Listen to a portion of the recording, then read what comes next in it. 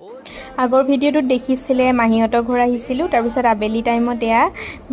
বাবু লগৰটো আৰু এয়া বাবুটো আমি এয়া চাৰিটা ফুৰিব আহিলোঁ মানে ফটো চটো উঠিবৰ কাৰণে আহিলোঁ আৰু চাওকচোন ইমান ধুনীয়া নেচাৰেল বিউটি তাৰপিছত এয়া ঘৰলৈ যোৱাৰ পিছত আকৌ মহায়ে ফুৰাম বুলি কৈ লৈ আহিলে একচুৱেলি সিহঁতৰ ঘৰৰ ওচৰতে মানে অলপ যাব লাগে বাৰু সোৱণশিৰি নদীখন আছে তাৰপিছত এয়া নদীৰ ওচৰলৈ আহিলোঁ ওচৰৰ মানুহখিনিৰ কিন্তু পৰিস্থিতিটো দেখি খুবেই বেয়া লাগিলে কেইদিনমানৰ আগত বোলে আৰু পানী হৈছিলে কিন্তু এতিয়া অলপ কমিছে সিহঁতি ঘৰলৈ যাবৰ কাৰণেও মানে নাও চলাই যাবলগীয়া হৈছে অৱস্থাটো আৰু এয়া অকণমান আগত আছে নদীখন কিন্তু এয়া চাওকচোন মাথাউৰিতে ইমান পানী হৈছে মানে অসমৰ এয়া জ্বলন্ত সমস্যা বানপানীটো যে কেতিয়া শেষ হ'ব বাৰিষা সময়ত কিন্তু পৰিস্থিতিটো দেখি চবৰে বহুত বেয়া লাগে বাকী আমি চানা তানা খালোঁ খাই লৈ ঘৰলৈ বুলি ওলাইছোঁ আৰু তাৰপিছত ৰাতি খানা খাবলৈ হ'ল মাহীয়ে টেষ্টিকৈ খানা বনালে বাকী ইমানেই